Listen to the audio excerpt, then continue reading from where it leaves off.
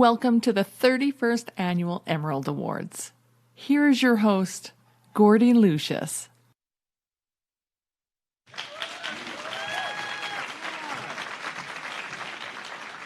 Hello and good evening, everybody. How are you all doing tonight?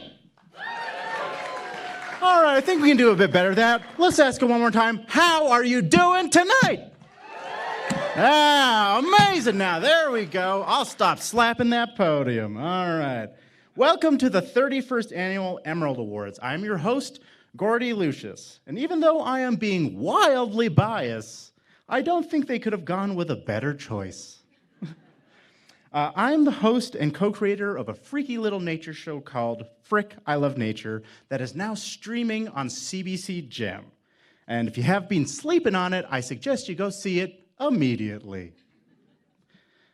With Frick, we try to make science and nature facts easier to understand using comedy. Such facts as dung beetles use the Milky Way galaxy to navigate rolling their poo balls, tardigrades are nearly indestructible, and echidnas have four-pronged penises. Like Frick, I Love Nature brings attention to cool nature facts you've probably never heard of, the Emerald Foundation brings light to amazing environmental initiatives and good news stories around Alberta and beyond. And I am honored to be tonight's host. Tonight, we as the Alberta Emerald Foundation recognize and honor that we are on Treaty 7 territory, of which we have been beneficiaries since 1877. We extend our hands in peace and friendship to all Indigenous peoples who have made this place their home since time immemorial. We are so grateful for the journey we are on as treaty people with the responsibility and opportunity to carry forward and renew the spirit and intent of these agreements, to learn, to grow, to celebrate, and to share the stories of this land, to discover and to share these stories as long as the sun shines, the grass grows, and the rivers flow. Before we get started, we are absolutely thrilled to invite Ira Provost up to the stage. Ira is the manager at Piikani Nation Consultation, Piikani Traditional Knowledge Services. He has generously accepted tobacco to start things off in a good way and to share a teaching to guide the important work of being in relations with the world around us. Please come to the stage.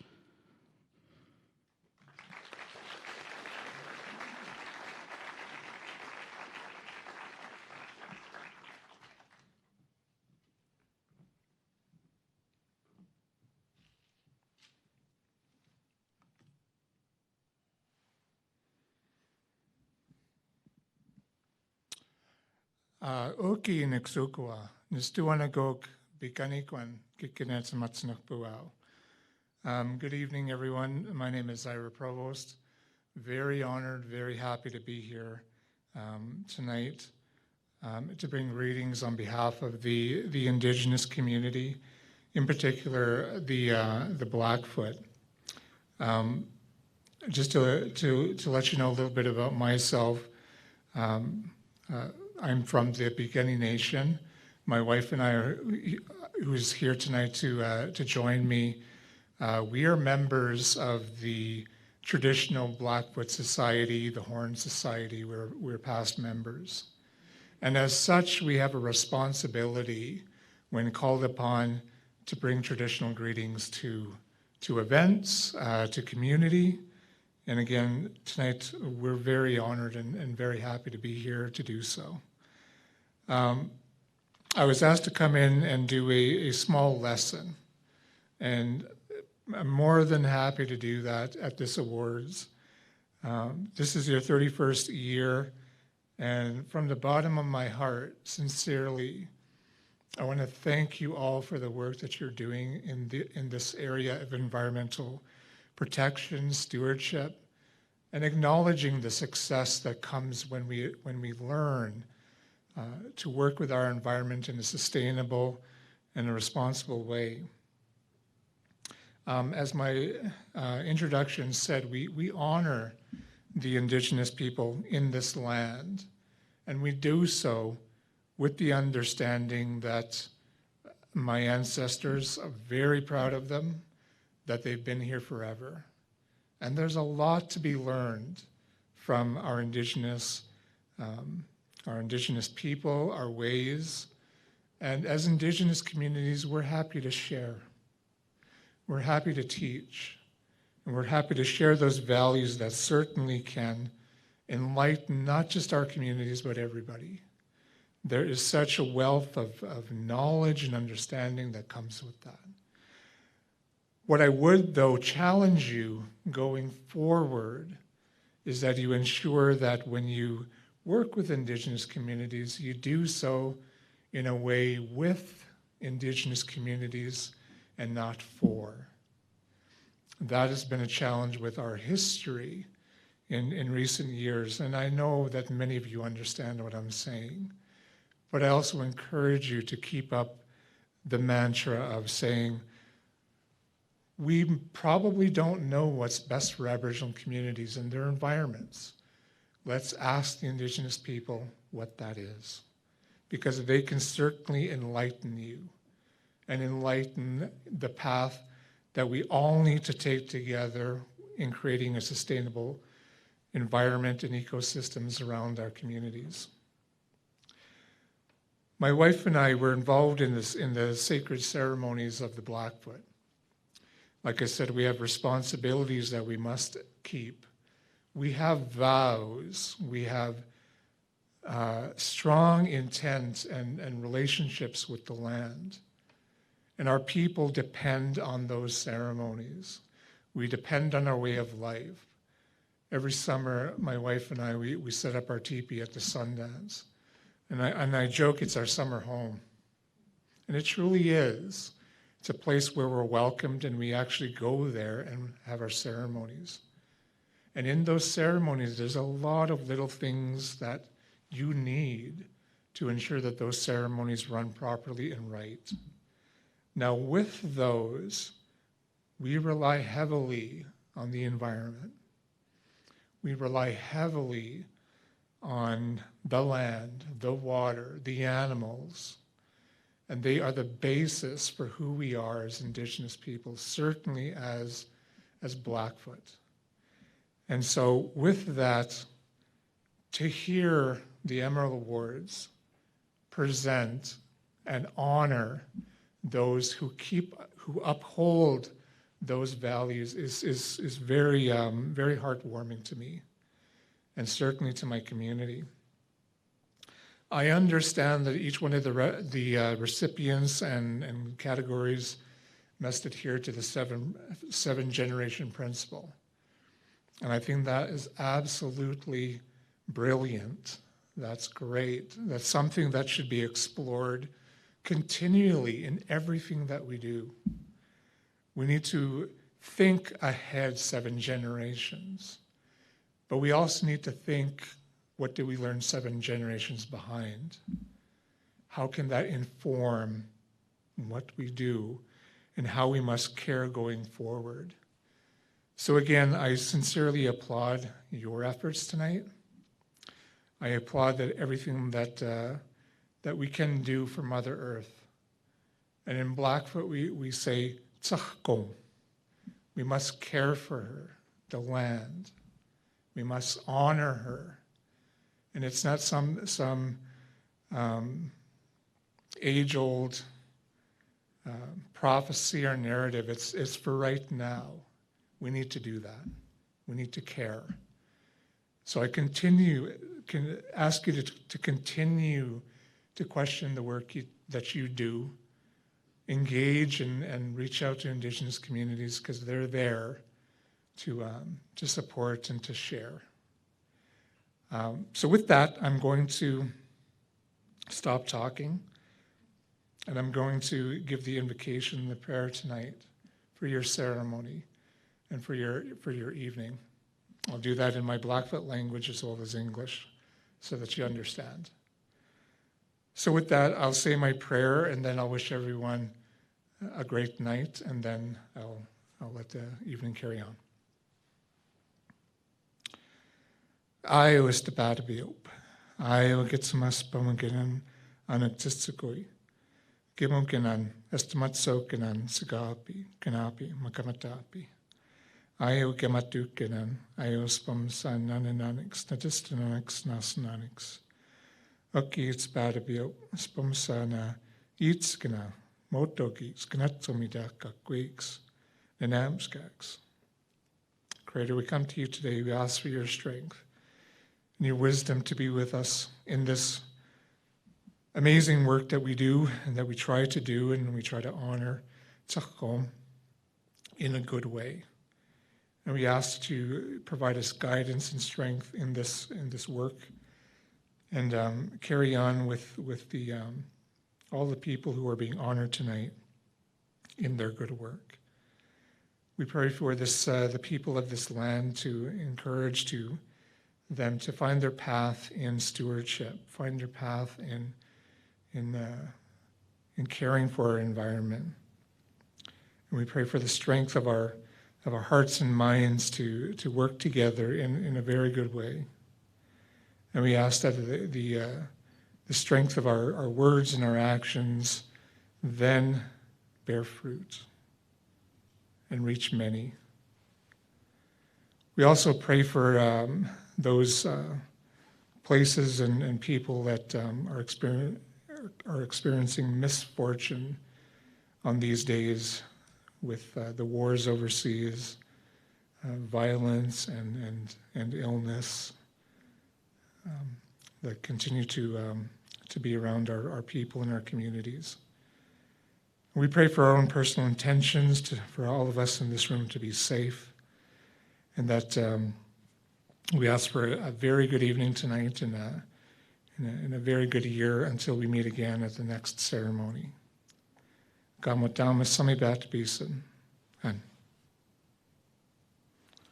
Thank you, everyone. Have a good night.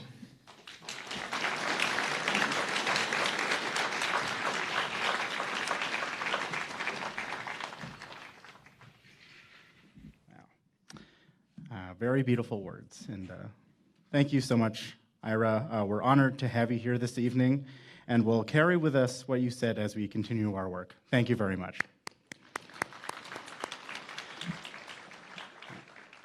Before we get too far into the program, just a quick reminder to keep your cell phones on silent.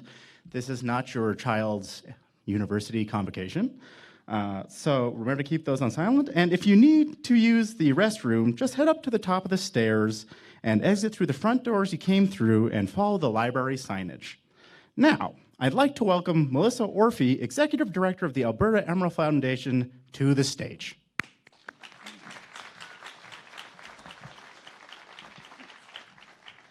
Good evening. So, my name is Melissa Orphy, and I am the Executive Director of the Alberta Emerald Foundation. On behalf of myself, the Alberta Emerald Foundation Board of Directors, and my colleague, Sabrina Hewitt, who's doing tech work over there. She's our Communication and Engagement Specialist. I'd like to welcome you to the 31st Annual Emerald Awards. 31st Annual.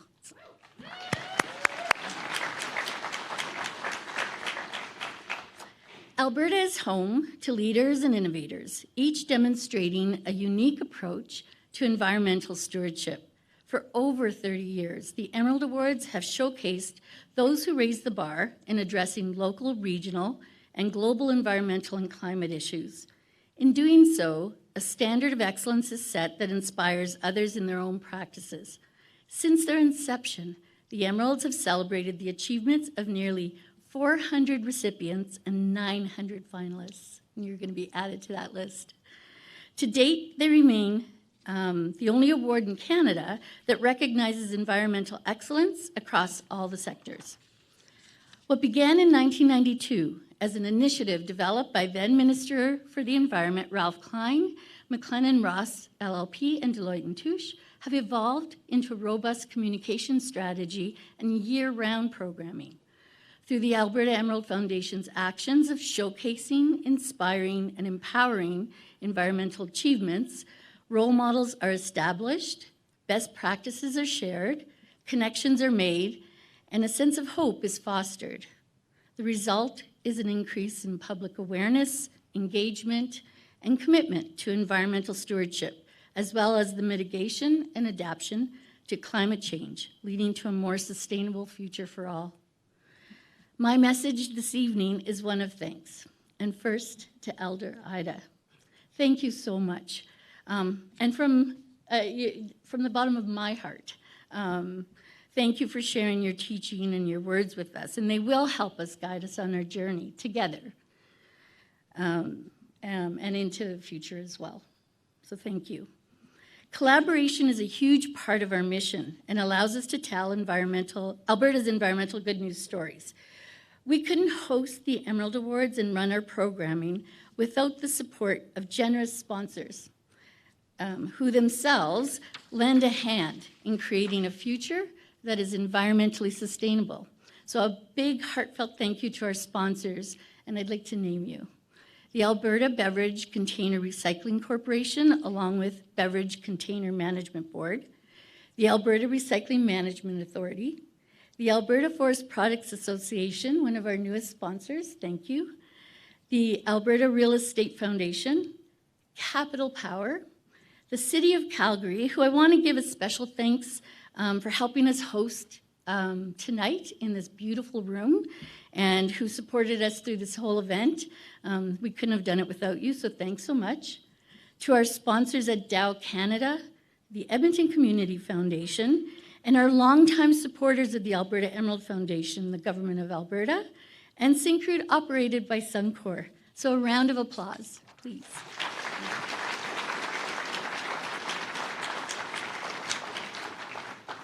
I'm going to give a special shout out to the Jasper Park Lodge, who generously donated a one-night stay for 2 people at their beautiful hotel. So all the attendees here have a chance to win this free stay, except for Bree and I. And if you're the lucky winner, we'll get in touch with you soon. So at the Emerald Awards, we want to practice what we preach. So we put a lot of effort into making sure tonight was as sustainable as possible. Check our digital program and you can learn more about how we're doing this. But in particular, after the ceremony, we invite you to our catered networking event at the top, and I think we're going to have some food out here as well. So I want to say a huge thank you to Javal and the team at Devour Catering. Devour Catering worked diligently to ensure tonight's menu was sourced as sustainably and local as possible. They incorporated food from past Emerald Award recipients, so YYC growers, which I think are in the room, and as well as our shortlisted candidates this year, Micro YYC and Sunny Cider. So I'm looking forward to the food and drinks afterwards. I hope you are too. So my last thank you for now goes to the Alberta Emerald Foundation Board of Directors, who support this organization. I started this amazing position in February, and their passion and dedication to the organization is outstanding, and we couldn't have done this without you all tonight too. So thank you to the board members who are here and who are watching. And with that, I would like to invite Lee Funke, who is the chairman of the Alberta Emerald Foundation.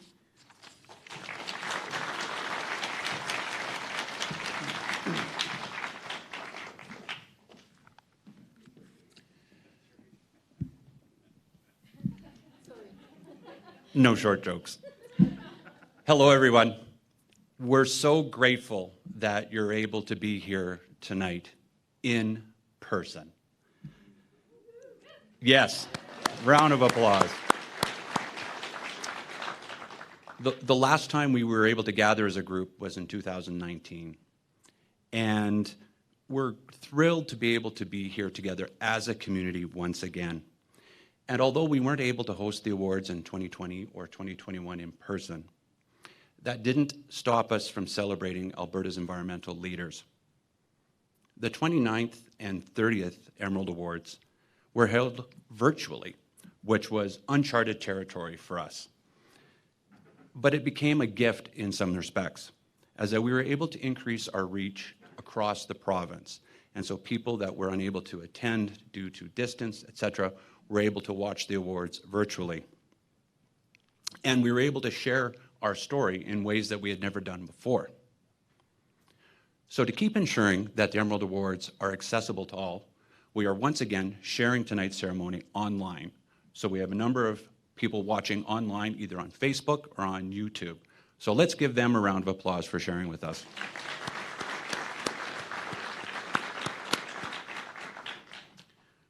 As Marissa noted, we have a long history of acknowledging environmental leadership from across the province and in different sectors. And this evening, we're going to be welcoming 29 new leaders, organizations that have had collaborative projects, and individuals who have shown excellence in their various sectors. And they are going to become part of our alumni organization. Each and every one of you provides an amazing story of extraordinary leadership and innovation in your approach to dealing with environmental issues. These are examples from all corners of our province, and in their own unique way, advance how we address local, regional, and global environmental problems. Each deserves acknowledgement and respect for their outstanding accomplishments. So congratulations to each of you in advance. Now, to add to Marissa's thank yous, I would like to thank our judging panel. Each judge volunteers over 50 hours of their time, energy, and expertise to select our shortlist and eventual recipients. Their dedication, passion, and enthusiasm to a measured and fair outcome contributes to our ongoing success of the Emerald Awards. Now, I am done with my comments, and I'll hand things back over to our fantastic host, Gordy.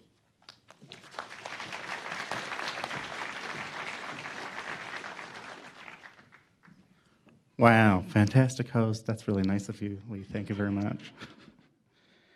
All right, now things won't be handed over to me for very long because we have a special hello from municipal leaders across the province. This is Mayor Jyoti Gondek. On behalf of my council colleagues, welcome to the 31st Annual Emerald Awards. Cities around the world are on the front lines of climate change. At the City of Calgary, we are taking action by improving our energy use and investing in resilient infrastructure. Recently, Calgary City Council declared a climate emergency. We took this important step to show the world that we mean business when it comes to protecting the environment. But cities alone cannot get this work done. Collectively, Albertans are making a difference. Our achievements across the province are helping move us toward a more sustainable future.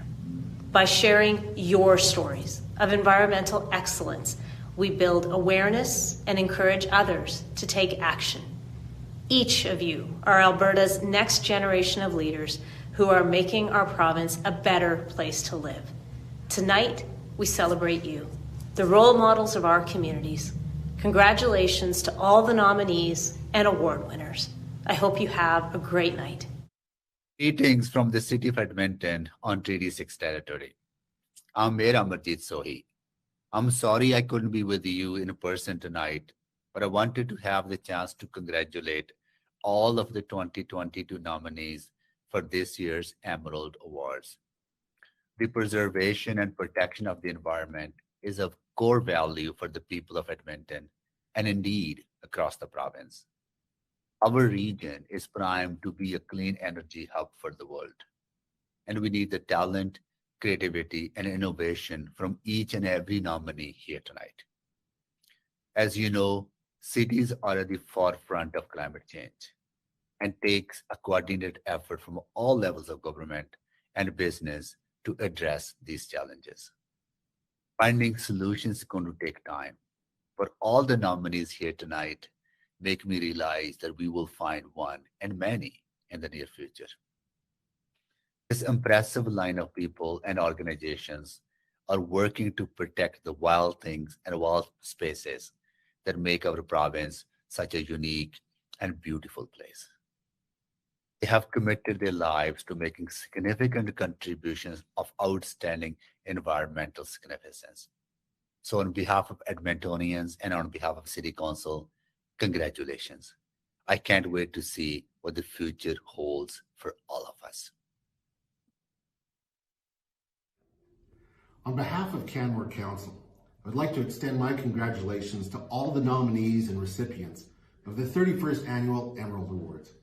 Canmore has a long-standing commitment to taking meaningful action related to environmental stewardship, running the gamut between animal-proof garbage bins and protecting wildlife connectivity through corridors and habitat patches. We have also taken strides with respect to climate change action. In 2019, Council declared a state of climate emergency. This declaration is intended to reaffirm our commitment and add Canmore's voice to a growing number of communities, territories, and nations making similar declarations. It is my pleasure to recognize two Canmore-based organizations for their nominations in this year's Emerald Awards: the Resilience Institute and Canmore Community Cruisers Bike All Winter program. The work of these organizations and others in our community are part of what makes me proud to call Canmore home. Thank you to the Alberta Emerald Foundation for the work you do to shine the spotlight on environmental leaders in Alberta.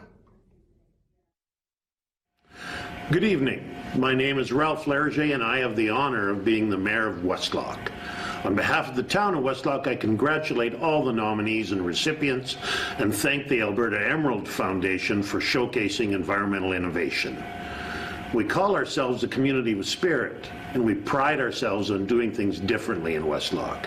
So I'm delighted to extend a heartfelt congratulations to Alternative Root Composting for your innovation, for supporting local regenerative farming. Well done. To all in attendance, enjoy the evening, and I wish you every success as you continue to research, lead, and innovate for the betterment of all.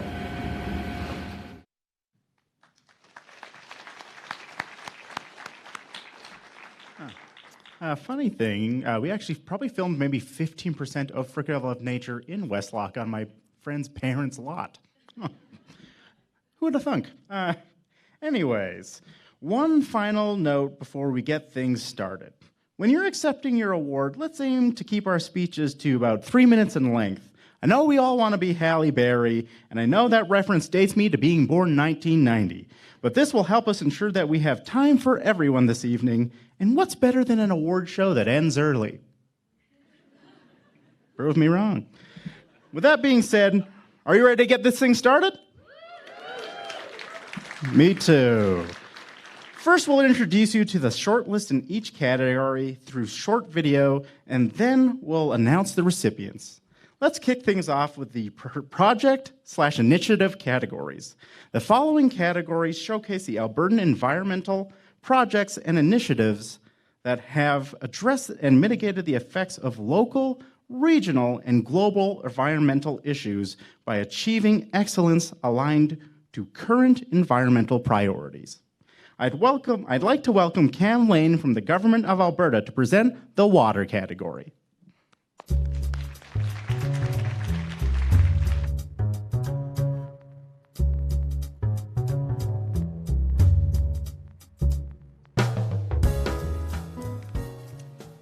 Thank you. Exciting for me to be here as a long-term sponsor of the Emerald Awards on behalf of the Government of Alberta and the department. We're really excited and certainly support the Emerald Awards. And me in particular, I have a bias on the water category because I've spent quite a bit of my career on the development of a Water for Life strategy, which really recognized the importance of a partnership, shared responsibility approach to water management in the province. And really excited to see the two nominations in this category. So, with that, I'm excited to, sorry, I gotta take my glasses off here, to present the water category, which recognizes projects and initiatives that demonstrate the excellence through the monitoring, management, and/or stewardship of watersheds. And here are the short list in this category. Water, presented by the Government of Alberta. Ducks Unlimited Canada, a very visual field guide for wetland classification in Alberta. The Alberta Wetland Classification System Field Guide provides wetland information clearly and logically for users to navigate while assessing a wetland in the field. North Saskatchewan Watershed Alliance, Riparian Web Portal. The Riparian Web Portal is an exciting new project created by Alberta's watershed community, officially launched in 2021. This online space is designed to encourage Albertans to conserve and improve riparian health today for a better tomorrow.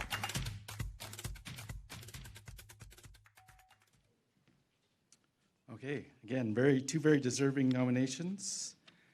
And I guess I just announced the winner, right? So, in the water category, the winner of the Water Award, the Riparian Web Portal by the North Saskatchewan Watershed Alliance.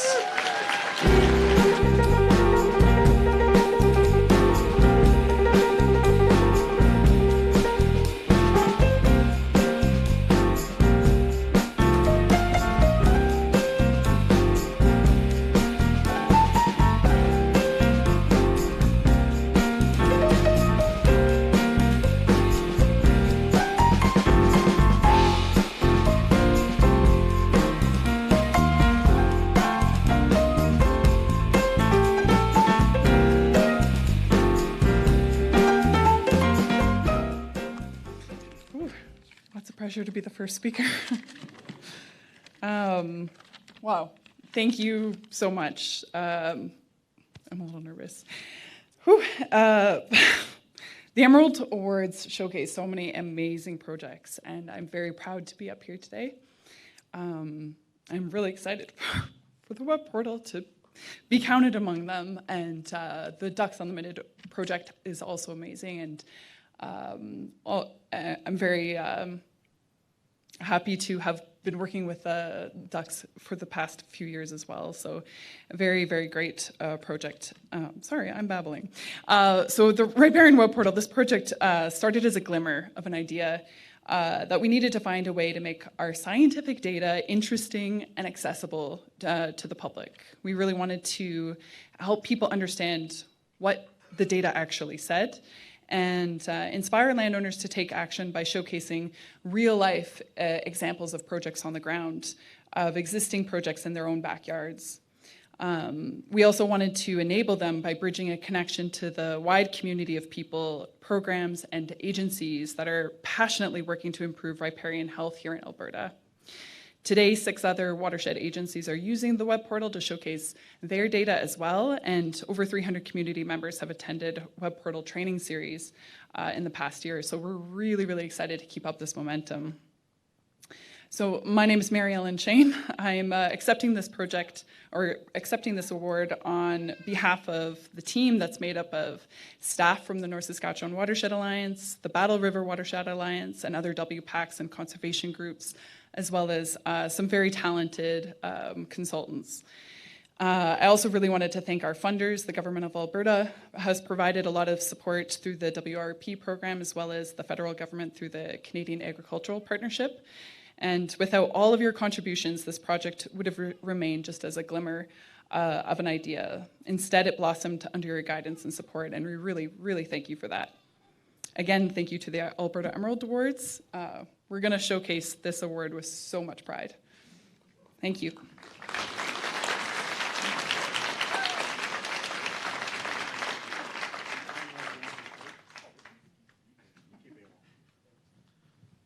All right, folks, we're really doing it. We're really in here now. All right. Perfect. Now, on to a category that's both breathtaking and breath-making. Air. Let's welcome Marissa Orphy, Executive Director of the Alberta Emerald Foundation, to present the award.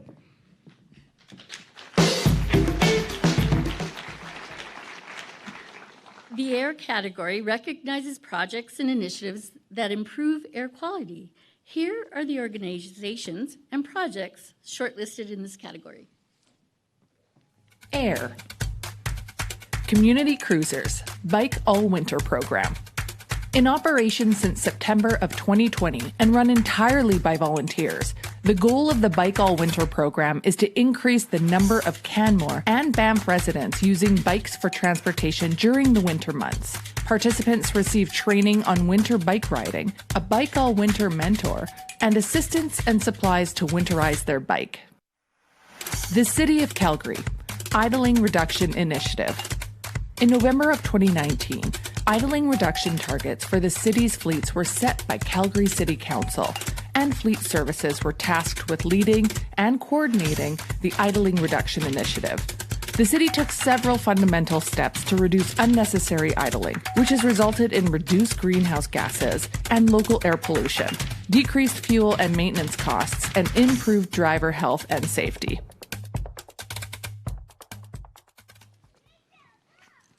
And the recipient of the air category goes to Community Cruisers Bike All Winter Program.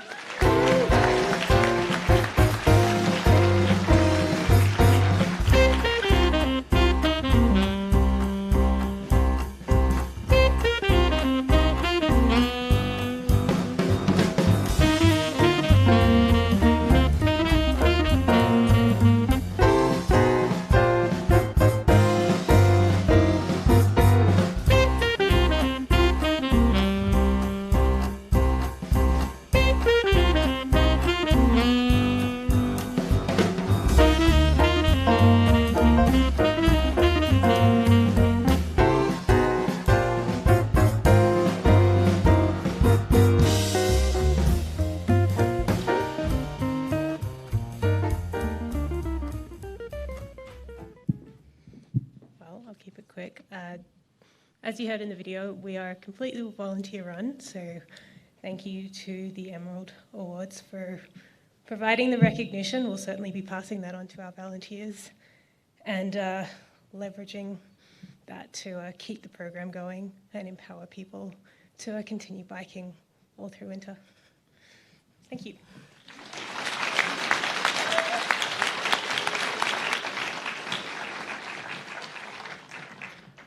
Wow, as a guy living all the way up in Edmonton, I've tried biking all through winter once, and I think you just gave me the motivation to give it one more try.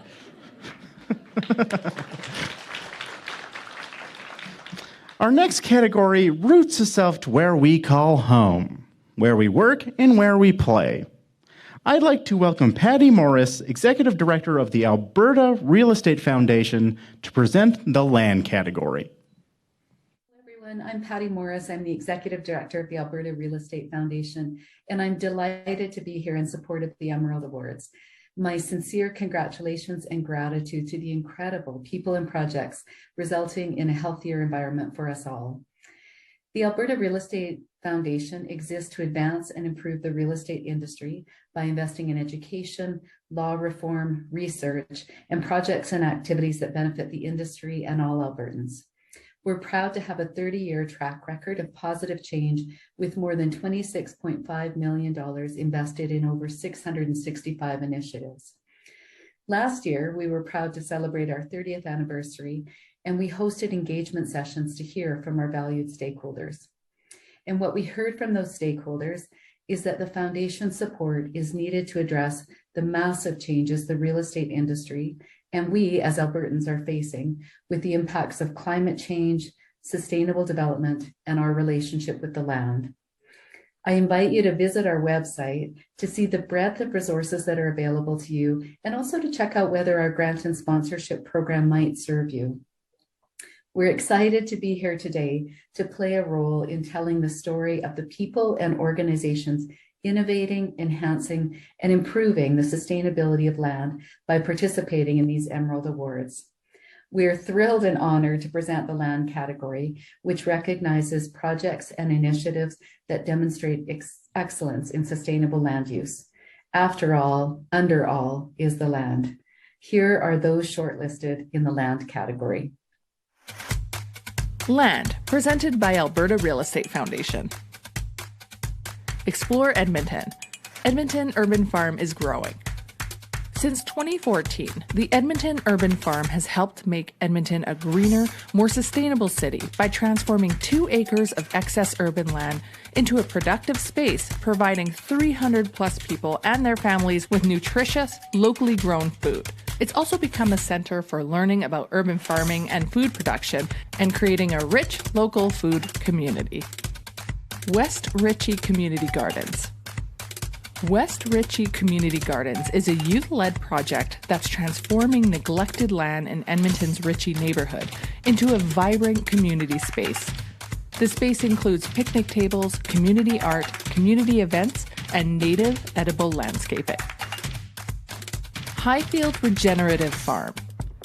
Highfield Farm is located on 15 acres in the heart of an industrial community in the city of Calgary.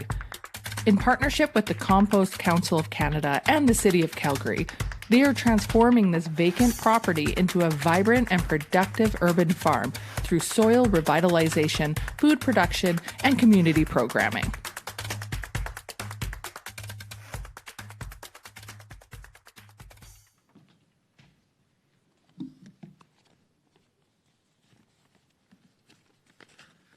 Opening the envelope.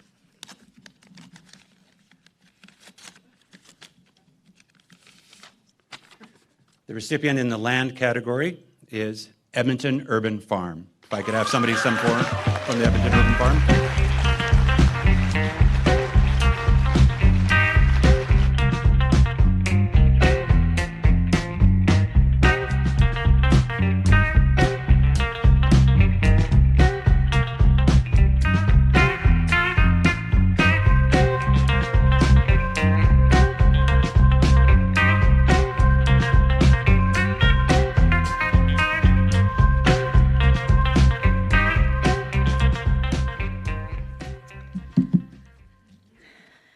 My name is Patty Milligan, and I'm the Agriculture Education Specialist with Explore Edmonton. Thank you to the Emerald Foundation for 31 years of showing us that a greener and more sustainable province is not only possible, but it's worth celebrating. Thank you to the Alberta Real Estate Foundation for sponsoring the Land Projects category. I look forward to many more conversations about the possibilities of urban agriculture across the province. It is low cost and high impact, as we're finding out. A special congrats to West Ritchie Community Gardens and Highfield Regenerative Farms. I applaud the valuable work you do and look forward to visiting you both and hosting you at the Edmonton Urban Farm. The Edmonton Urban Farm is run by Explore Edmonton, and we are so grateful to our organization, our colleagues, and our team, one of whom is with me today, Tracy Cockcroft, the Urban Farm Manager. We have received valuable support from the Butler Family Foundation, Communities United, the United Way, and Capital Power. What is it that they help us do? I think you saw a little bit of it in the slides. They allow us to take 2 acres of surplus land in Edmonton City Centre and turn it into a vibrant farm with more than 20 partners representing over 300 people who garden there and also create a classroom. In 2019, we hosted over 5,000 visitors. We have over 20 languages spoken at the Urban Farm. Over 120 plant varieties are grown, including hard-to-find, culturally appropriate foods. The biggest thanks I give is to our farmers. They're an amazing group of passionate and dedicated people for whom part of the joy is knowing that people will be learning about food, increasing food literacy at the farm. They show us every day that a farm is about much more than growing food. It's even about much more than creating a green city. It's about community. Thanks.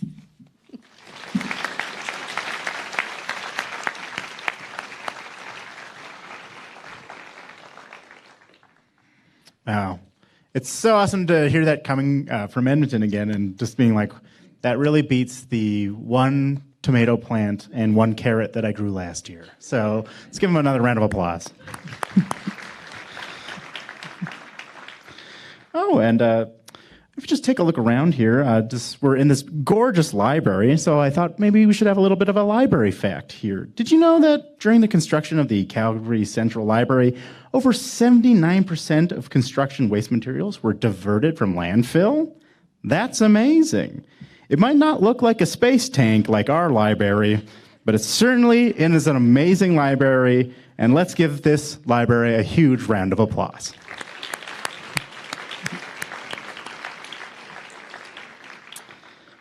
This next category celebrates projects and initiatives that are helping to do the same as the Calgary Central Library.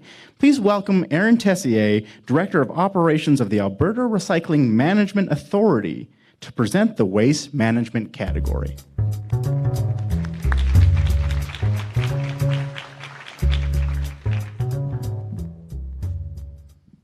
Hello, everybody. My name is Aaron Tessier, and I am Director of Operations at Alberta Recycling Management Authority. It's an honor and a privilege to be here today amongst all of you. And we are also an organization celebrating 30 years of operations, managing Alberta's recycling programs for tires, electronics, paint, and used oil materials. So none of this would have been possible without the commitment and hard work of all of our operational partners. And so we really want to recognize and thank our industry partners, our recyclers, our over 450 municipalities and Indigenous community collection sites that bring in materials and have strengthened the foundations on which we were built.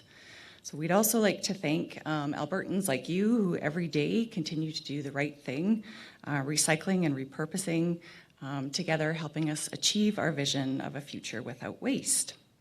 So our sector is rooted in the principles of a circular economy where resources and products are kept in use for as long as possible before they are then regenerated into new products and materials at the end of their first life.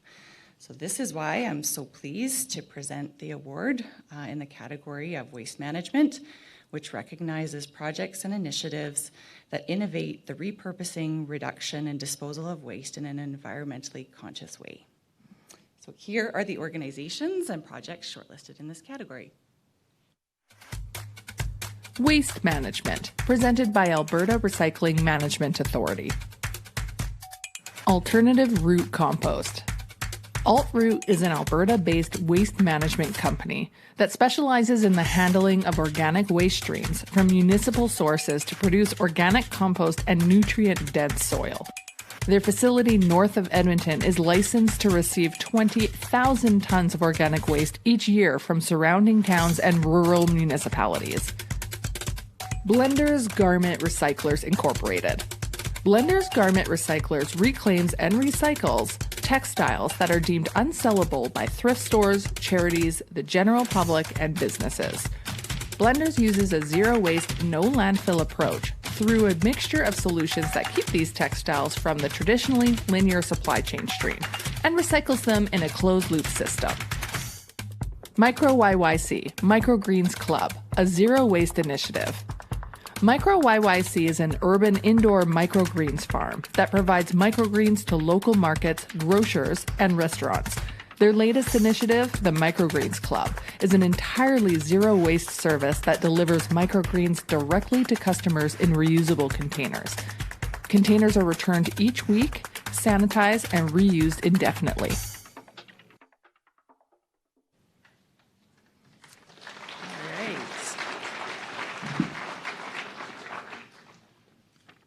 Okay, and so our recipient today is Blenders Garment Recyclers.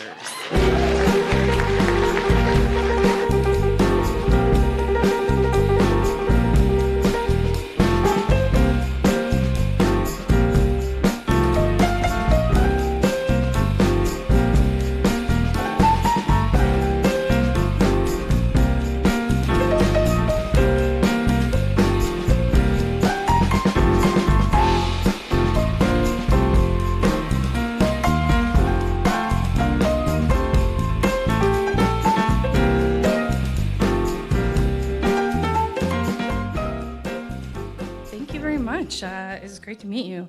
It's great to meet a lot of you here today. I am so very honored to be included in this community, which is full of really hardworking, caring individuals and businesses. And I'm so very proud to be a part of the change that we're all trying to make. Blenders Garment Recyclers, we reclaim 1.5 tons of textiles every week, and we're just opening up a double the size facility. Actually, we got the keys today, but we're here. Yeah. So we go back tomorrow and then start moving. So it's all hands on deck. We are also run by volunteers, and not a lot of funding opportunities for what we do. So I really, really appreciate this foundation and this award. So hope to see you guys again next year. Thanks.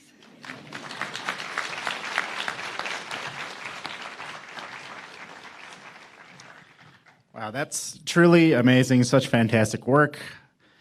Like a lot of the things today, I've also tried to make my own clothing, and let me tell you, that's some hard stuff. So let's give them a round of applause. Now, knowing how to help the environment can be overwhelming at the best of times, but organizations shortlisted in this category are here to help. Let's welcome Jen Silverthorne, Environmental Management Leader at the City of Calgary, to present the Public Engagement and Outreach category.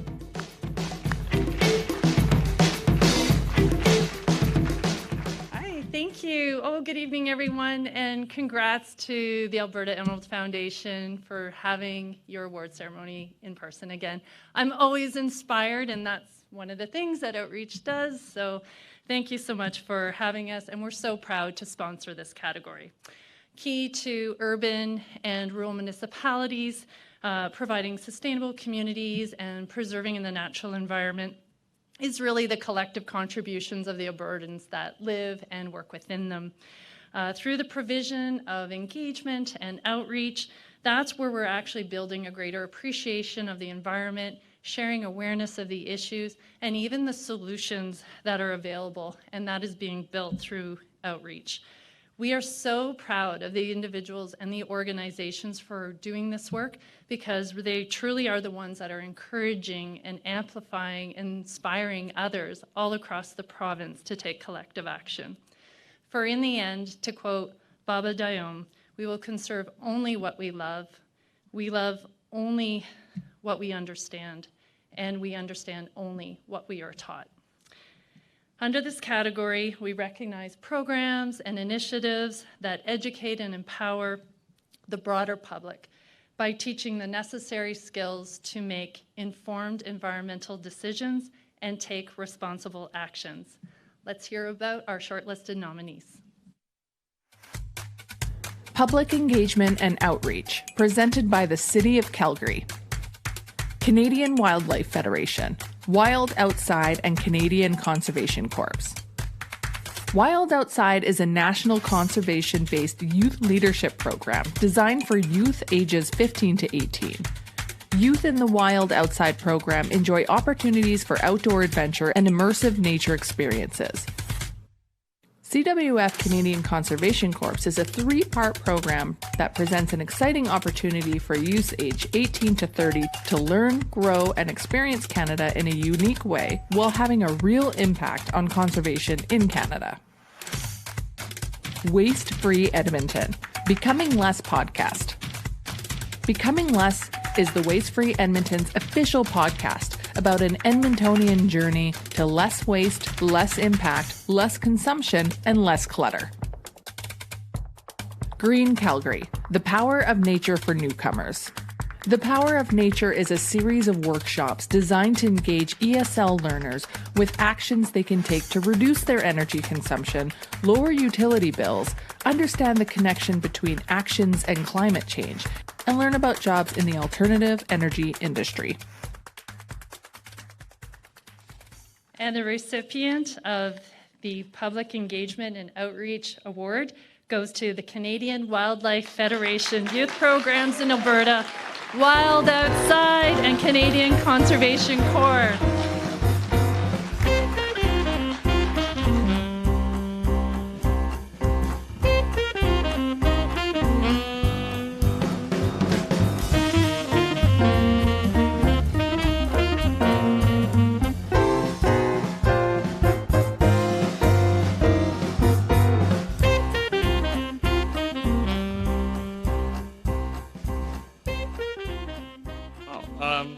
Thank you very much, and I want to first off congratulate all the other nominees. Those are some amazing projects.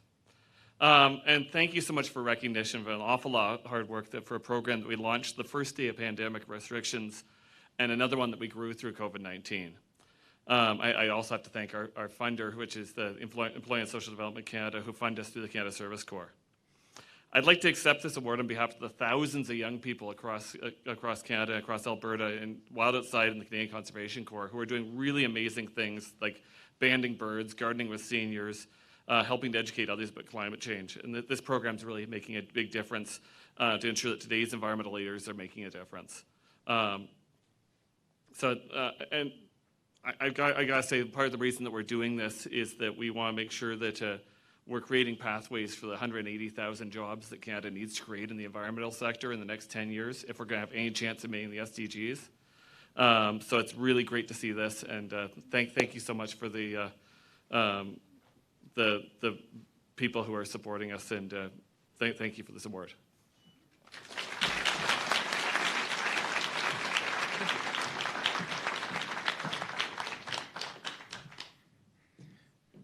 Holy moly, wow. I am in the presence of a lot of very impressive people tonight.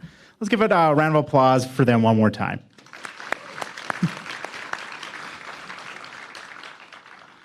All right. Ooh, perfect. So, how's everyone doing tonight? Just do a little check-in. Everyone still feeling nice and warm? Feeling cozy?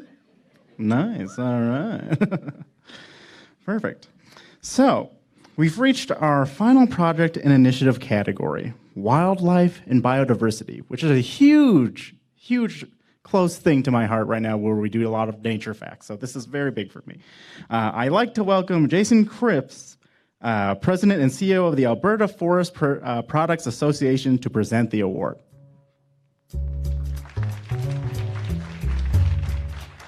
Thank you, and good afternoon or good evening, everybody. It's a real honor to be here on behalf of my association, but in such a great audience with amazing projects. So, as our host mentioned, my name is Jason Cripps. I'm the President and CEO of the Alberta Forest Products Association.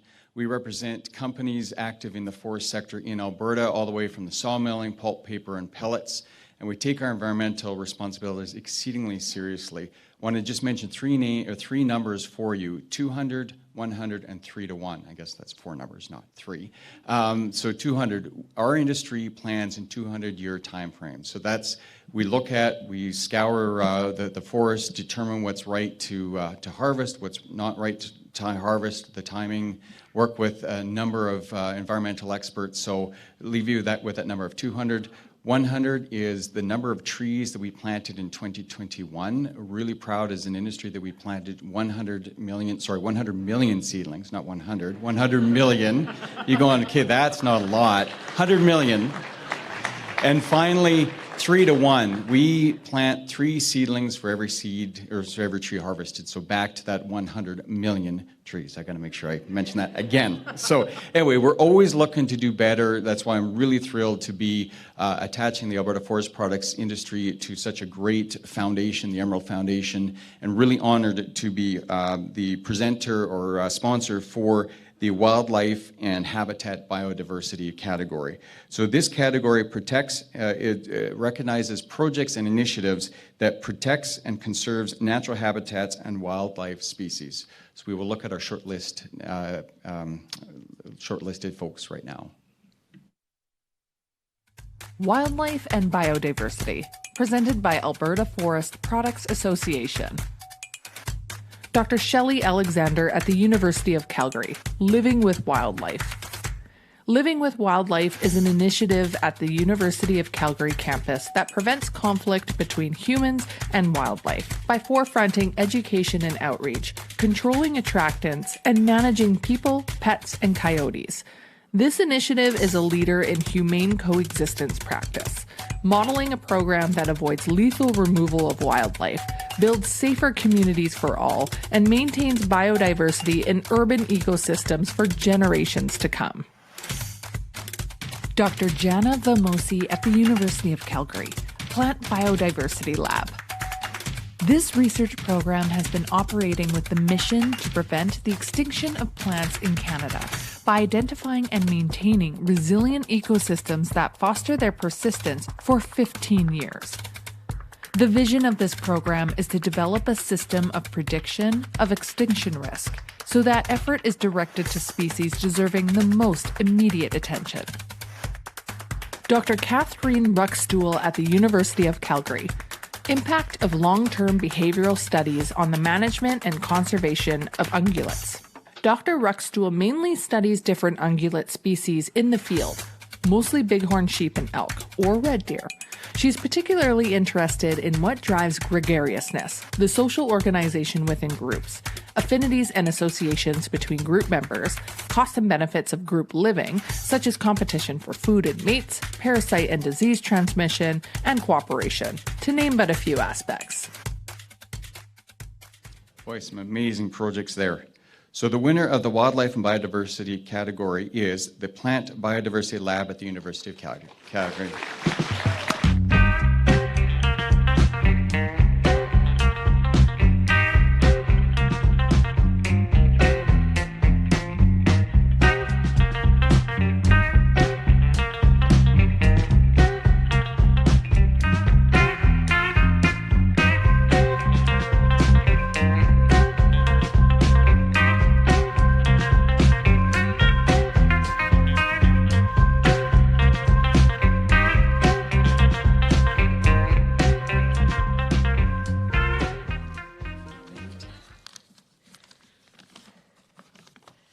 Well, thanks very much for this unexpected honor. I appreciate the opportunity to share with you a few words about some of the people who helped me along the way.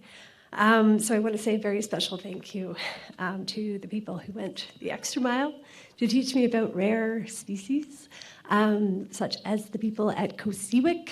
COSEWIC is the Committee on the Status of Endangered Wildlife in Canada, and they're great naturalists, and if you ever have the opportunity to go for a hike with them, you will not be disappointed. I had such great work and support from the people in my lab, and some of them are here today. So I want to give a special thank you to Caroline Jasper. So she did a phenomenal job in studying the influences of climate change on a little-known species in our northern ecosystems, and Christopher Alberpinto and Samantha Clifford are here as well, and they are following up on some of that work on the effects of other endangered species in Canada. I'd also like to thank some of my funders, such as NSERC and the University of Calgary, that lets me work on these exciting questions. And that has also allowed me to embark on a journey on learning about Indigenous issues and species that are Indigenous to Canada. And some of them have been feeding communities since time immemorial. So I'm very excited to continue to work with Indigenous peoples and keep working along this path. So again, thank you very much to the Alberta Emerald Foundation.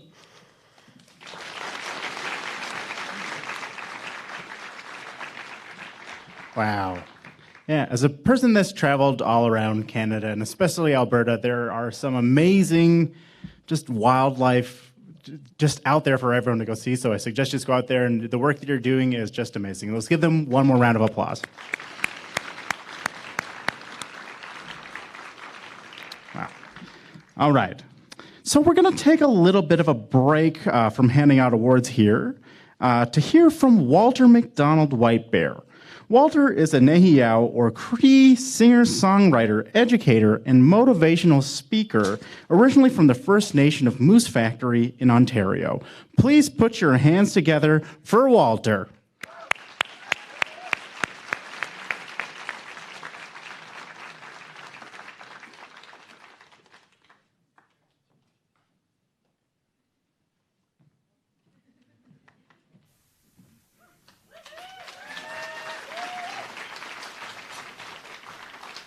I was asleep back there. It's good to see you guys.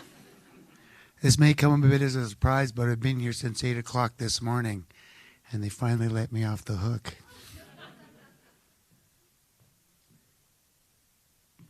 Anyway, I'm very honored to be here this evening. I just want to share a gift of music. What I was taught by my elders is, I'm sure you've seen this before. Just by a show of hands, how many people have been to Toronto here before?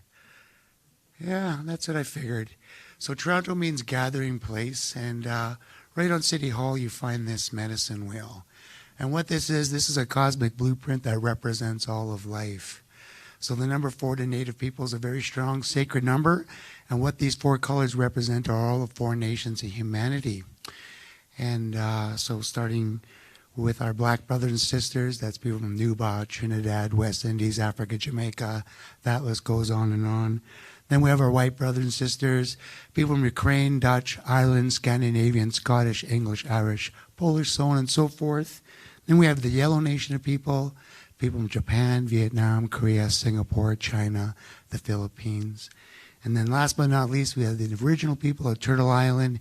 In Canada alone, there's over 600 native bands in 11 different language families, starting all the way from the East Coast. We got the Mi'kmaq, the Beothuk, the Haudenosaunee, the Huron, the Odawa, the Saulteaux, the Cree, the Dene, the Blackfoot, the Tlingit, the Inuit, and everything in between. So I'm almost holding 7.5 billion lives in my hand. So for somebody to say they're an expert on the medicine wheel, they're claiming to know all the different world religions, language, school of thought, philosophy, which is impossible. And keep coming back to Mother Earth and live almost 7.5 billion lives. So when you're speaking to an elder, quite often in a traditional sense, they'll say, I don't know nothing.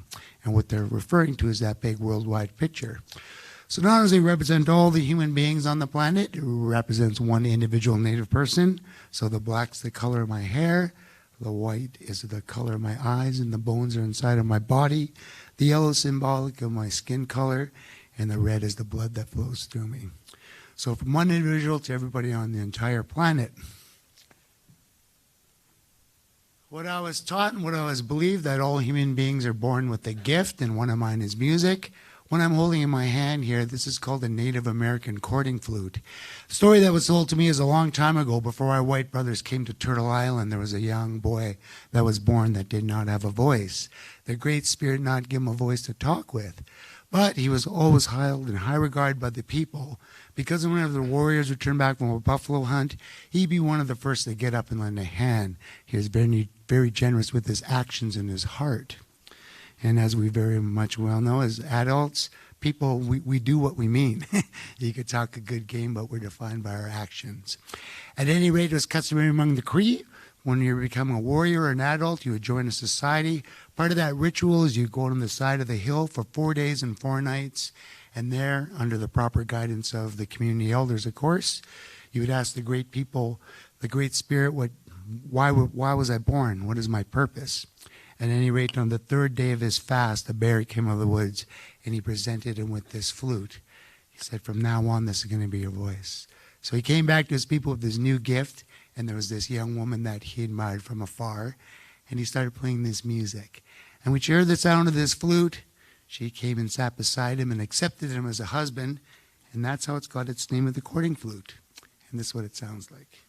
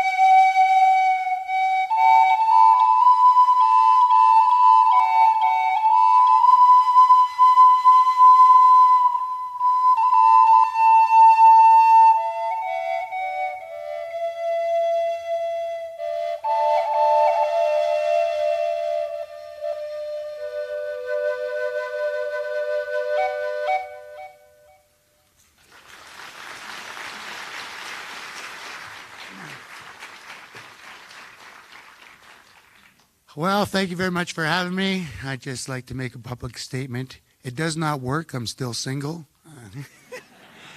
Anyways, congratulations to so far the recipients. I'd like to thank you very much for having me. I wish you a safe journey. God bless and take care.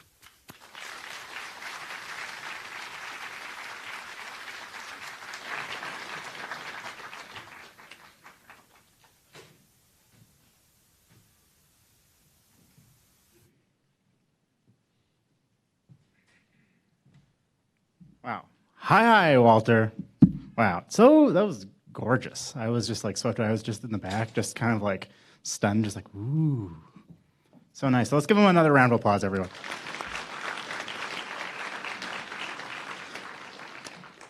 Now, we're moving on to the second half of our program, the legacy categories. These categories celebrate an organization or individual's legacy of environmental excellence in addressing and mitigating the effects of local, regional, and global environmental issues. Let's welcome Neka Otobolu, Director of Communications and Equity Strategy at Edmonton Community Foundation, to present the business category. Good evening, everyone. My name is Neka Otobolu, Director of Communications and Equity Strategy with the Edmonton Community Foundation. ECF is excited to participate in the 31st Annual Emerald Awards as we understand and appreciate the importance of sustainable environmental stewardship. On behalf of ECF, it is my pleasure to present the business category. This award recognizes an organization engaged in commercial, industrial, or professional activities that have demonstrated a meaningful commitment to an environmentally sustainable future. These are the shortlisted organizations. Business, presented by the Edmonton Community Foundation. Zeno Renewables Incorporated. Zeno moves at lightning speed to bring turnkey solutions and best-in-class solar products to homeowners across Canada, with a goal of installing solar solutions on 1 million homes by 2040.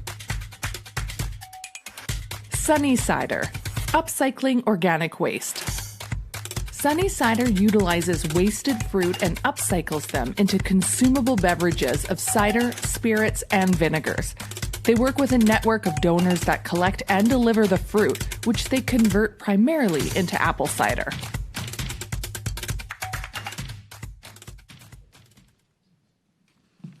And the award for business goes to Zeno Renewables.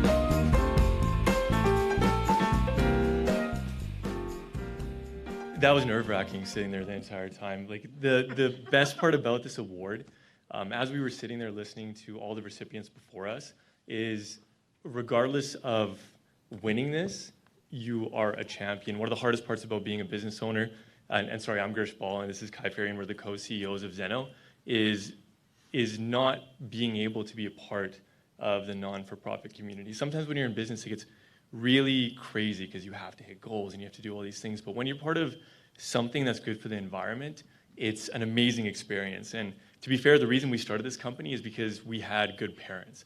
The 7th generational principle really comes into play with us in a strong way, where Kai is 3rd generation solar. I know that sounds crazy, but his family has been doing this for generations, and we will continue to do it for generations. And this is truly an honor, and thank you to the Emerald Foundation. Thank you to the province of Alberta. Neither of us are from Canada, so thank you to Canada as well for accepting us as citizens. We're extremely grateful to be here, but I'll let Kai say his part as well. Yeah, awesome. Thank you, Gersh. Just to top on that, thank you to our team. We're lucky to have an amazing team of over 70 people that show up every single day working towards the same goal as us of 1 million homes by 2040. So it's pretty cool to see that. You walk into the office and the energy is just, it's big, it's good. So really excited about that. Super thankful to be up here. Thank you to the Emerald Awards for recognizing us for our hard work. And yeah, we're looking forward to an exciting future and being able to lead the charge. So thank you.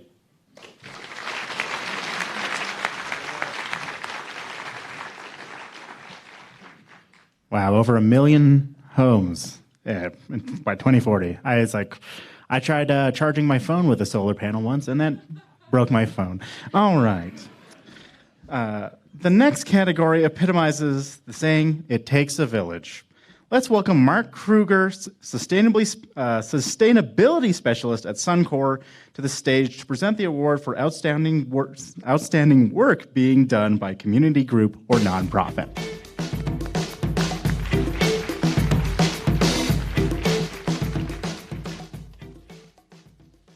Good afternoon, everyone. I'm so pleased to be here today to represent both Syncrude and Suncor as we honor environmental achievement in the community group or nonprofit category. Organizations like these play an essential role in fostering a healthy environment for all Albertans. Working within their areas of influence, they engage people in creating awareness of important issues and opportunities, as well as the benefits that arise when we take meaningful action.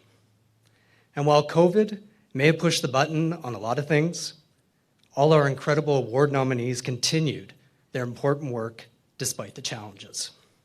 They are a true inspiration for all of us through their unwavering commitment to address local, regional, and even global environmental and climate issues. At Syncrude and at Suncor, we value the communities in which we live and work. Sustainability is really no simple catchphrase. It is truly embedded in everything that we do, from restoring the land, to managing the watershed, and to our relationships with Indigenous peoples. We're proud to support the Emerald Awards, and equally so of tonight's nominees, as they remind us of what really can be achieved when we work together to create a positive future for everyone. And now on to the award. The community group or nonprofit category recognizes associations dedicated to furthering a particular social cause or advocating for a shared point of view, and who has demonstrated a significant commitment to the environment through their actions. And here's our nominees. Community group or nonprofit, presented by Syncrude, operated by Suncor. Society of Grasslands Naturalists, 3 decades of conservation. The Society of Grasslands Naturalists is a registered nonprofit charity that encourages the study, appreciation, and protection of the natural world. They also assist in the collection of observational records of species for research, education, and policy development, and provide opportunities for responsible stewardship of the natural environment in the Medicine Hat area. NAWO. NAWO is a nonprofit social enterprise exploring ways to share abundance through harmonious relationships. Their services include solar PV design and installation, energy audits, and educational workshops. They are also piloting initiatives ranging from Indigenous food security projects to pay-it-forward financing models to support Indigenous sharing circles. The Resilience Institute. The Resilience Institute's work focuses on co-developing initiatives that weave local and cultural knowledge with scientific and technical expertise while fostering multi-generational engagement. They co-develop activities that unite multiple generations in learning and sharing, and most initiatives are community-led.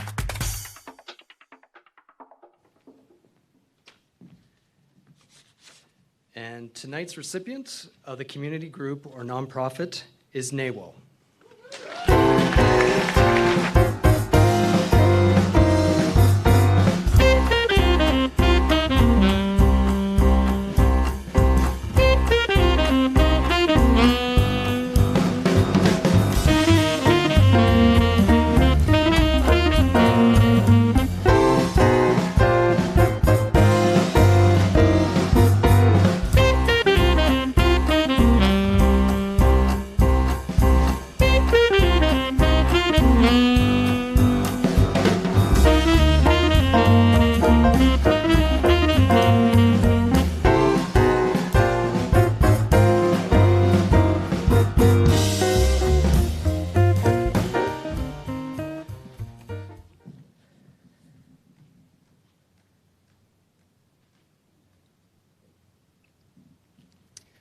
Thank you, everyone.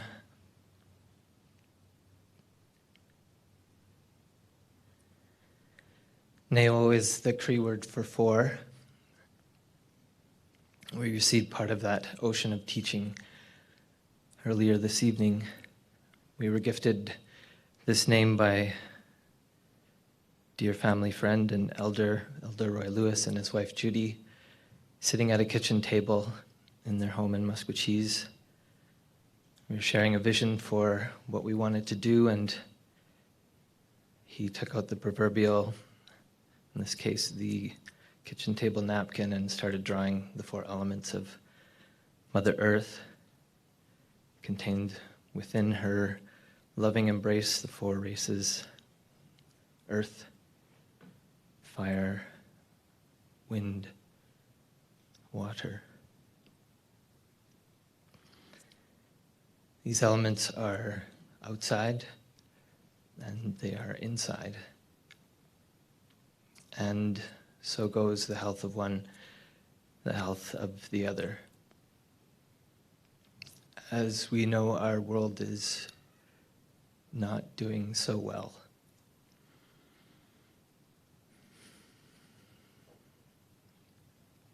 And also, to the degree that we are cognizant inside ourselves, not so well either. It's interesting, if you go on a journey and it's very long and you're off 1 degree, you end up a far ways away from home. And at NAWO, our foundation for our vision is that how we act in the world begins at home in our hearts. And the focus of our daily attention is the heart we carry inside. And to the degree that we try to self-correct and keep that beautiful, clear spirit of caring, and to the degree that is pure and clean from these other spirits that come and take us off course, that's the degree to which we're doing our work. The lovely voices you heard are our youngest members, which include all of us.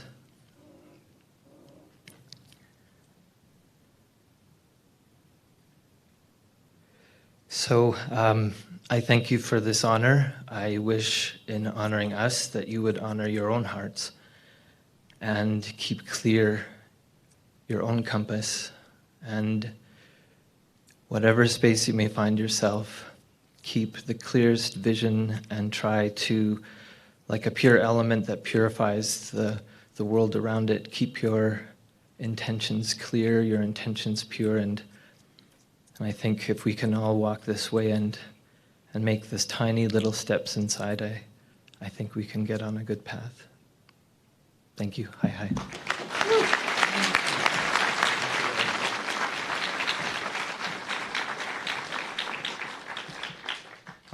Wow. Yeah, I think that was a very poignant message that we all need to really take and remember, like, yeah, we're all a part of this and we all have to keep on track and know where we live. So let's give another round of applause to NAWO.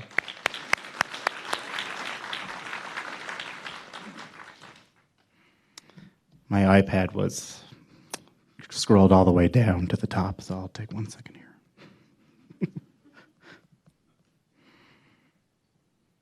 All right. And here we are. Thank you for waiting for me. Enjoying the journey here. The phrase "to understand is to know what to do" perfectly sets the stage for the next award. Here to present the education category is Lori Coble, manager of the communications and marketing at the Alberta Beverage Container Recycling Corporation. Hi everyone, my name is Lori. I'm here from the Alberta Beverage Container Recycling Corporation. Some of you may know us better by our acronym ABCRC. Delighted to be here again this evening at the virtual Emerald Awards as a presenting sponsor. And We do this because in addition to environmental and economic sustainability, social sustainability and stewardship are really key to ABCRC's purpose. We establish recycling programs, support community initiatives. These all provide local employment opportunities. And it's these three pillars of sustainability that create the foundation that supports ABCRC's overarching goal of continually improving beverage container recycling rates in Alberta. But if we dig even deeper into that social sustainability piece, placing focus on supporting education, particularly youth education, really aligns with ABCRC's goals to teach our youngest Albertans about the importance of caring for the environment and the communities that we live in. So, with all that being said, it's our utmost pleasure to be here this evening and present the education category, which acknowledges those that have raised the bar by showing leadership and creativity in educating students of all ages about environmental matters. Here are those shortlisted in this category. Education, presented by Alberta Beverage Container Recycling Corporation and Beverage Container Management Board. Seeing is Believing, a legacy of providing EdTech for sustainability to Alberta students. Alberta Tomorrow Foundation. In 2003, Dr. Brad Stelfox and Matthew Carlson recognized the needs for an educational tool to help Albertans understand the complexities of land use planning in Alberta.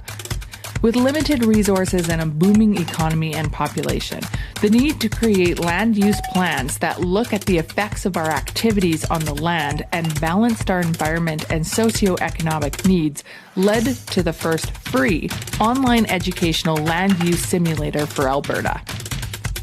Evergreen Theatre Society. The Evergreen Theatre Society proudly offers curriculum-based musical theatre touring shows and artist-in-residency programs. ETS's innovative curriculum-linked residencies get kids to teach their peers about science and the environment through theatre. Using inquiry-based learning, students are challenged to discover meaning and relevance in curriculum-linked topics pertinent to natural, scientific, and environmental issues. Future Energy Systems. Future Energy Systems is a research program at the University of Alberta funded by the Canada First Research Excellence Fund. Their mission is to enable a brighter future for energy in Canada and around the world, supporting the energy transition towards a sustainable, economically viable, and just system where energy and environment exist in harmony and the needs of people and communities are met without strife.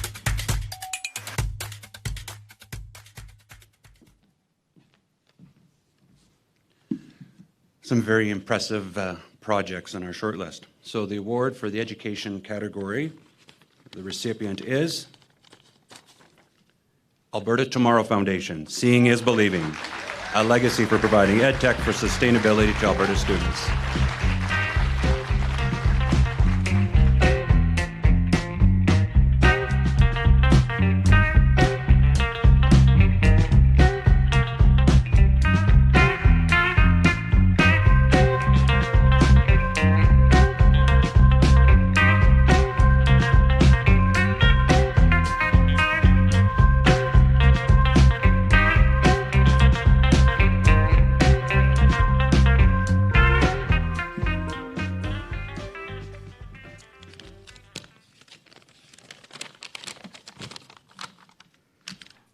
Promise it's not that long.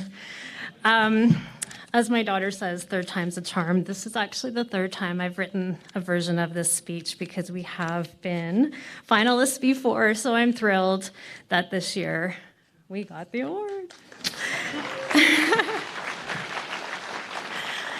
I'm honored to be here and accept this award on behalf of our board of directors. And I'm humbled to be in the presence of so many other great environmental organizations and projects. And congratulations to the other two finalists, Future Energy Systems and Evergreen Theatre. I personally have seen 2 Evergreen Theatre projects at my daughter's schools, and they're truly amazing.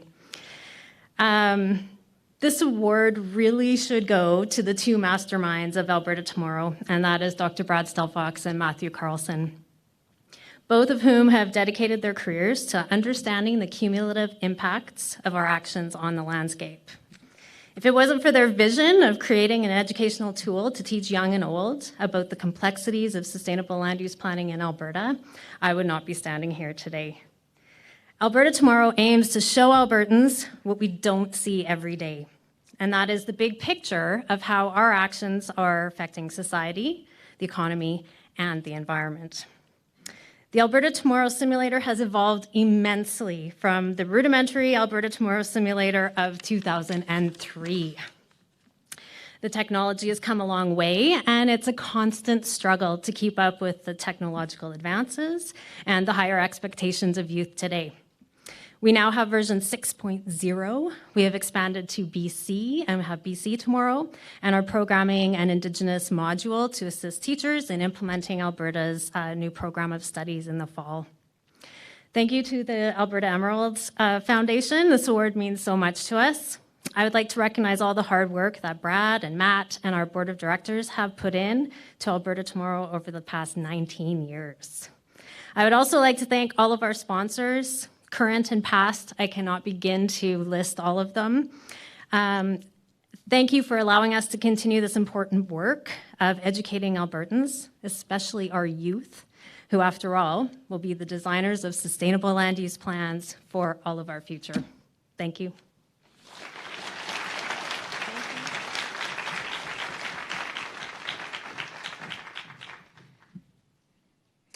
Wow, as a show that also helps to try to educate the youth and the new people coming forward towards and talking about nature and all these things. Let's. I know it's a hard thing, so let's give them another round of applause. All right. As we do this work, striving towards environmental excellence, it's often important to pause and think about who are we doing this for? The future generations. Our shortlisted youth, the next generation of environmental stewards and their organizations, show us that the kids are all right, and the future is in very capable, kind, and inspiring hands. Please welcome Chris Kopecki, Senior Vice President and Chief Legal, Development, and Commercial Officer of Capital Power, to present the youth category.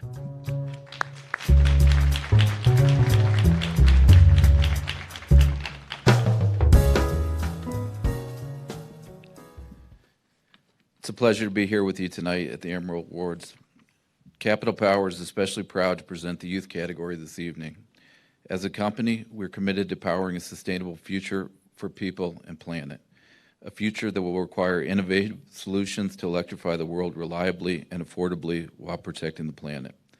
That's why we're so excited to celebrate the young environmental innovators nominated in this category. The youth category recognizes people 25 years of age and under who have made meaningful contributions and taken positive action to improve the environmental health of their community. Here are the organizations and projects shortlisted in this category. Youth, presented by Capital Power. The Alberta Youth Leaders for Environmental Education.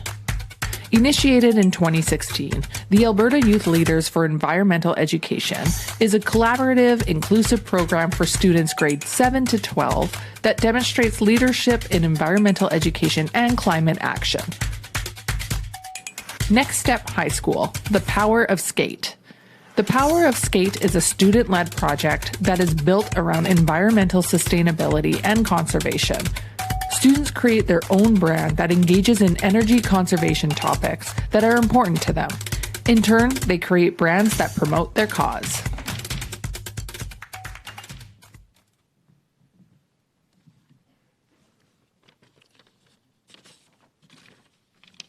The recipient in the youth category is the Alberta Youth Leaders for Environmental Education.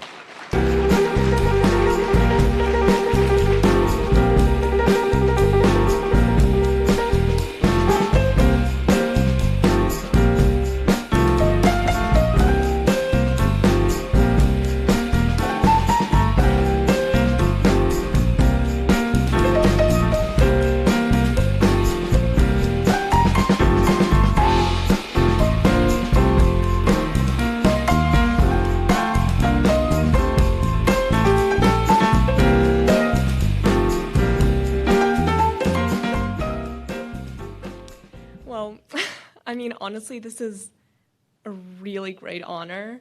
I mean, I feel really sorry for Chris right now because my hand was just very sweaty. I was so worried about this. But yeah, first of all, before I say anything about Ailey, I'd like to highlight the other youth-led project that was highlighted as one of the finalists. Because I think that for a future that is built by youth, we need to all work together. So I'd like to thank you guys for all your hard work.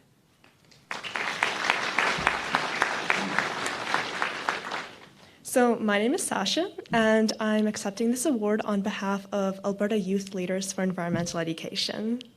So we are incredibly honored to receive this award, and it gives me personally a great amount of hope to see youth actually accept an award like this, especially youth who do such hard work in the field of environmental education and environmentalism, which a lot of the time doesn't have a whole lot of space for youth.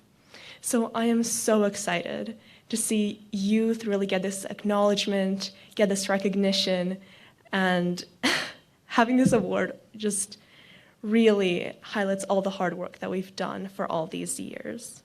So on behalf of Ailey and of all Alberta students, we thank you for this recognition and acknowledgement. With this opportunity, we hope to be able to change even more youth's lives by implementing better environmental education at all levels, to make sure that no more students deal with climate anxiety from a lack of education, and that no more students are thrust into a future with a changing climate and yet no education to prepare them for them. Lastly, we want to make sure that all teachers and schools have all the resources possible to provide their youth with a good environmental education. So I think I want to say this just because it's all our future. And as someone who struggles with eco-anxiety and who generally has been involved with a lot of climate stuff, it gives me a lot of hope just to see all the people here, all the wonderful projects, and all the great work that the Emerald Foundation is doing.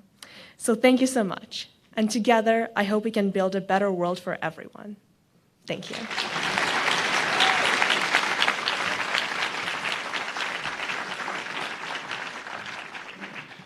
Wow, it's truly fascinating just graduating in a 2007, just seeing how much has changed since then and what has been happening around the world with all these things. So let's give them another round of applause.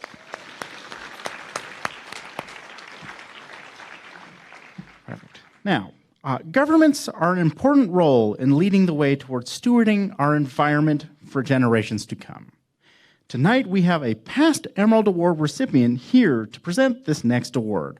Frank Gallucci received an Emerald Award in 2000 in the small business category for his product, the reusable pallet wrapper. Let's welcome Frank to the stage to present the government category.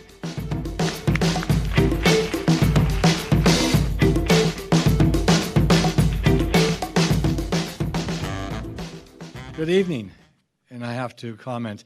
It is nice to be in front of everybody again, live.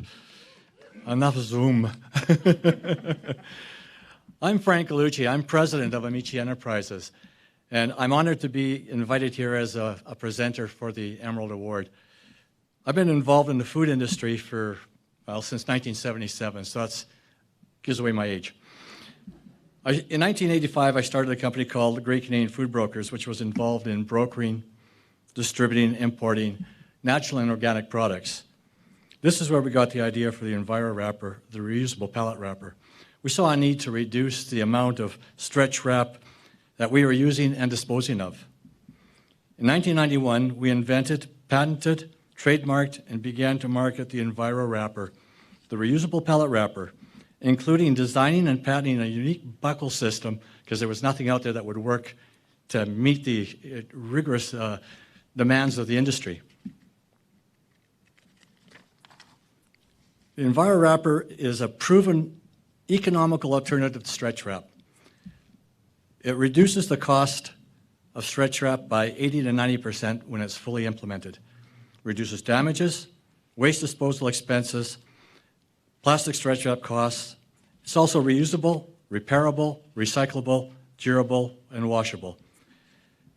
One Enviro wrapper used 3 to 7 times per week replaces 6 to 14 rolls of stretch wrap per year.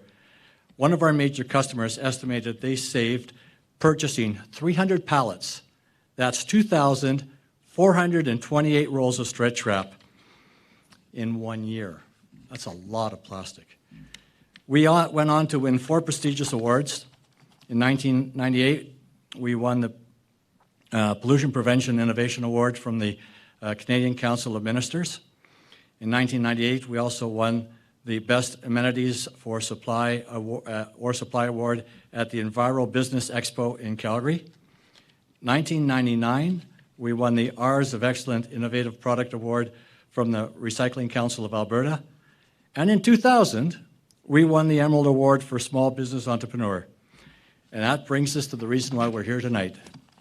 At this time, I would like to congratulate all the individuals and companies on the Emeralds Award shortlist.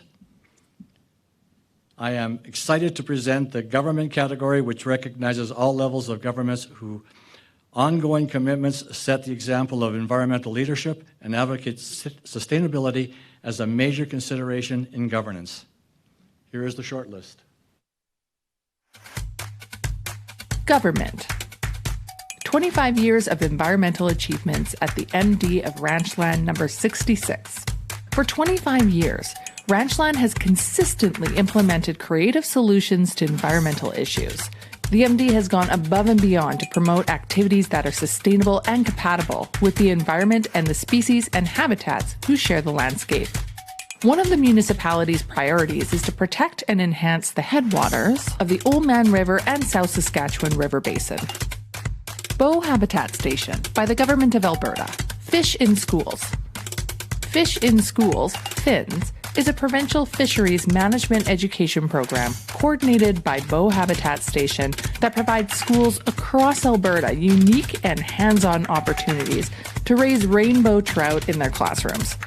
Since its inception in 1998, the program has engaged close to 45,000 students in over 30 communities across the province.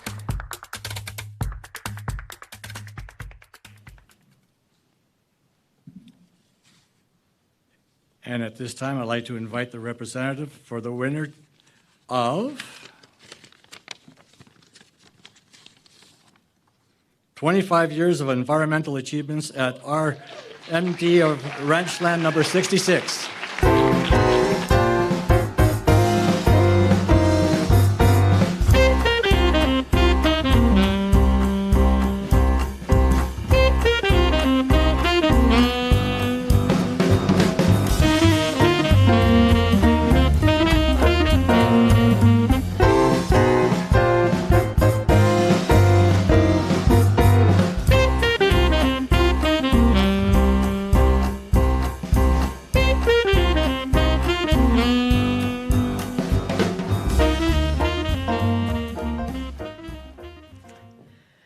My name is Erin Anderson. I'm the Agricultural and Environmental Field Technician at the MD of Ranchland. First, I'd like to say thank you to the Emerald Foundation and all the sponsors for establishing this award and for putting on this ceremony. It's an honor to participate. We also would like to congratulate our fellow shortlister, the Fish in Schools program from Bow Habitat Station, on all the hard work that they do to educate students on fisheries management.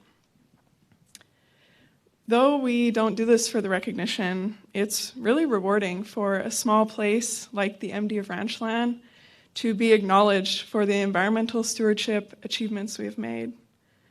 From protecting river headwaters, to conserving wildlife habitats, to restoring native grasslands. The results of our work are clear, and the benefits speak for themselves. We care about this land, and we have demonstrated our commitment to protecting it for 25 years. Here's to 25 more.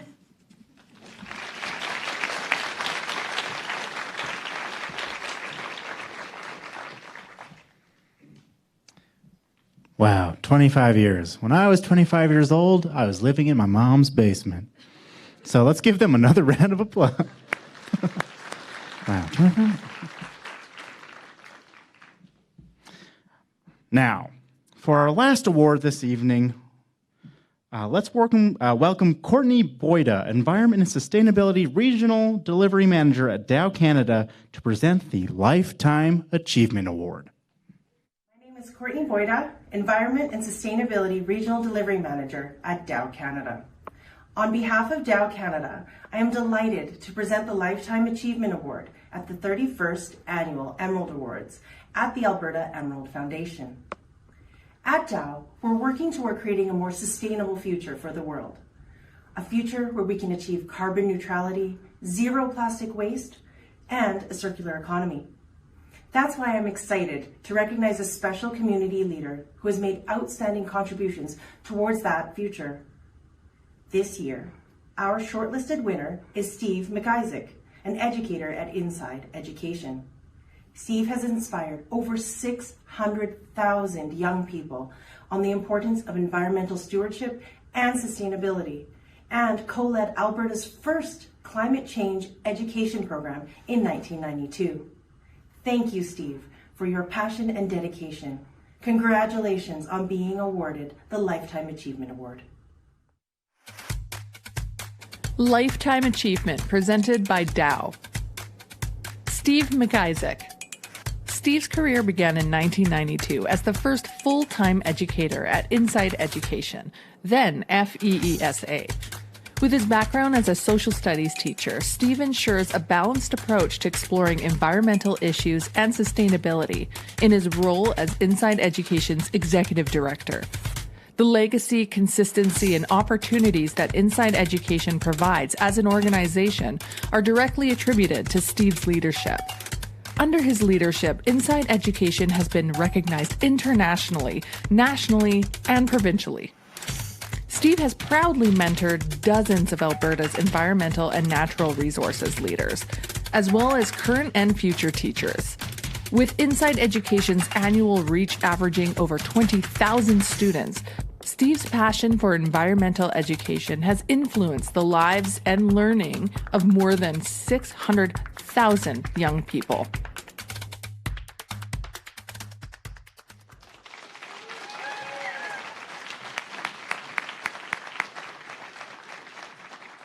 Good evening, everyone. My name is Miles McKee. And I'm Adrienne Lovrich, and we're thrilled to be here on behalf of Dow to present the Lifetime Achievement Award to Steve. Congratulations, Steve.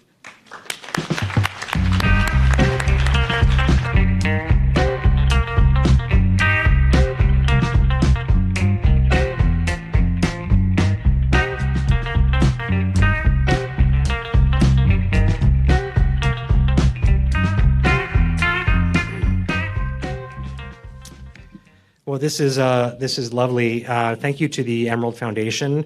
I'm delighted to see everyone in real life as well. To the judges and to Dow for the support of this category and support of the Emerald Foundation. It's very odd, I must say, the rest of the evening, all the discussions about the collaborative approach that we all do, and suddenly it's just me. That feels very odd, I must say.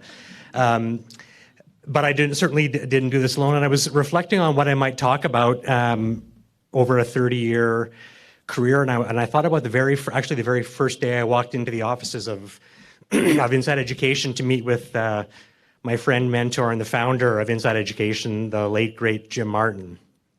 And we had a job. It was a job interview for a prestigious summer job of $7 an hour, which was huge. And we went through the usual discussions about a job. And at the end of the interview, he asked me a question. He said, "Steve, what do you think is the single most important environmental issue that's facing Alberta today?"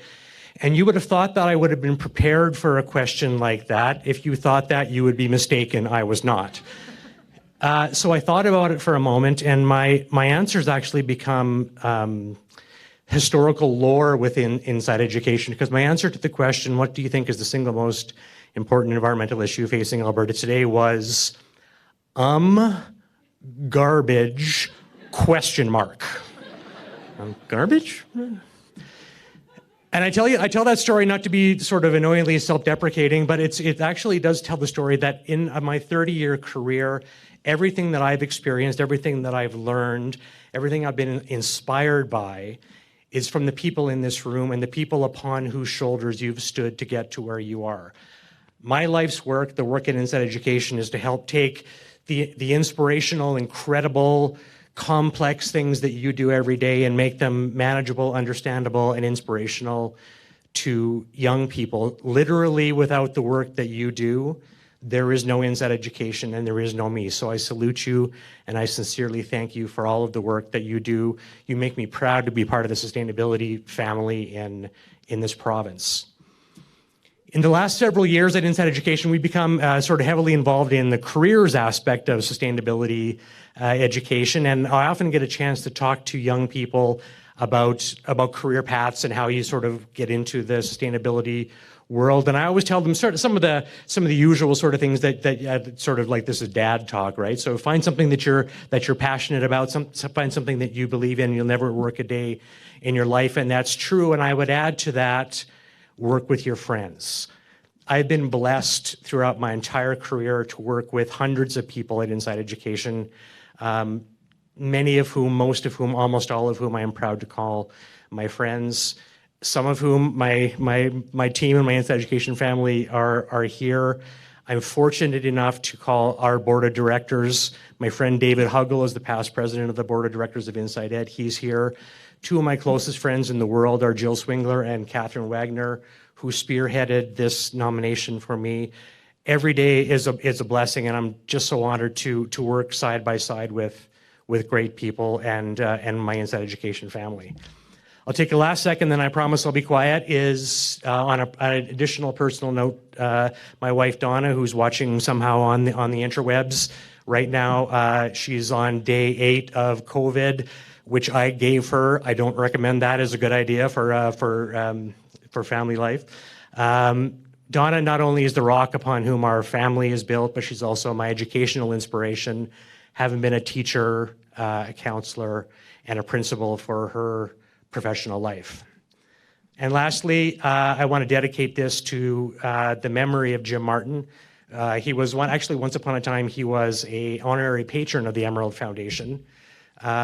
Jim took a chance on Garbage Man 30 years ago, and were he here, I think he'd be pretty pleased. Thank you indeed.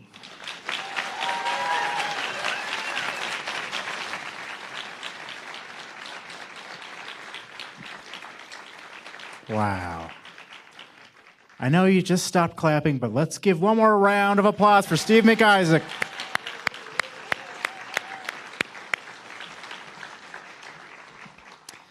And I know we were all wondering, and I checked my phone on the edge there. We're ending early, folks, so give yourselves a round of applause. We did it.